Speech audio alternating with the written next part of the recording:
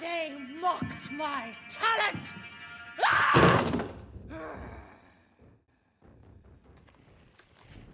Vampyr is an action story-driven RPG developed by Don't Nod Entertainment and published by Focus Interactive for the PlayStation 4, Xbox One and PC. The game is set in 1918 London. You play as Dr. Jonathan Reed, a doctor turned vampire. The city of London is on the verge of a collapse, ravaged by a mysterious Spanish flu infection. Dr. Jonathan Reed is also a medical surgeon who specializes in blood transfusion techniques, which is ironic considering his newly found vampiric state. So you must save London by finding the source of the infection and eradicating it. To do that, you'll meet and interact with a whole bunch of characters, including the Ascalon Club, vampire hunters, Skulls, and a lot more. The story is the biggest draw of the game, at least for me. The game has various districts for you to visit and interact with the people in those districts. By talking to the people, you uncover clues about them, and you can also do investigations. By revealing clues about NPCs or healing them from different sicknesses, their blood quality improves and offers more experience if you decide to kill them or embrace them, to be exact. This game calls killing embracing. But you need to be careful. The more people you embrace, the more district's health will drop.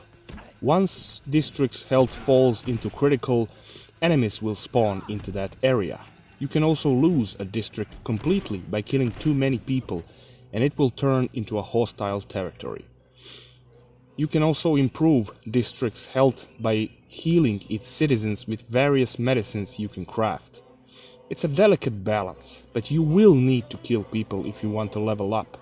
Story missions offer little experience, so like I said, you will need to kill in order to level up and unlock cool vampiric abilities. In terms of gameplay, Vampyr is a very competent game. I would call it Dark Souls Light. It features stamina, main attacks with square, using offhand weapons with triangle, dodging with circle, and using your vampiric abilities who you can map on different buttons. It's a cool combat system which I found to be fun. You can also stun enemies and drink their blood in combat. There's also an assortment of ranged weapons like pistols and shotguns. All of your weapons can be upgraded with different materials from the world. You can purchase those materials from different vendors throughout the districts, or you can find them in the world. Your vampiric abilities are also very diverse. There's passive abilities like more health, more stamina, more blood capacity, defensive abilities like Shadow Veil, and more. There are also offensive abilities like Deadly Claw Attack, and also ultimate abilities. Ultimate abilities are very powerful, but have a significant cooldown timer. Some abilities work better against different types of enemies. You can also reset your abilities and respec completely different if you feel the need for it. Overall, I really enjoyed the combat system. Vampyr features a semi-open world. Different districts interconnect with one another.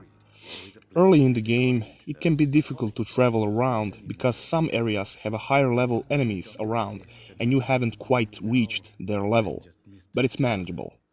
One thing bothered me throughout the game, that is the lack of a fast travel system. Modern RPGs spoiled me with this, but I feel this should have been implemented. There are also locked doors to different districts, so you need to take the longer route around to get where you need to go. You can unlock these pathways, but having to go around and then backtrack to the previously locked gate and unlocking it so I don't have to go around later in the game is shitty in my opinion. Also, the mission marker can be frustrating sometimes, as it can be very inaccurate sometimes and also even completely broken. But still, this can be resolved with a patch. Speaking of a patch, this game has a day one 7GB patch, which is a bit too much for my taste, but alright. Graphically speaking, Vampyr looks good. Nothing special, nothing remarkable, just good. The game runs on Unreal Engine 4, and it's a shame the game doesn't look better, because Unreal Engine 4 is capable of delivering some mighty damn gorgeous looking visuals. But you can forgive the developers for this, because this game isn't made by a huge AAA studio.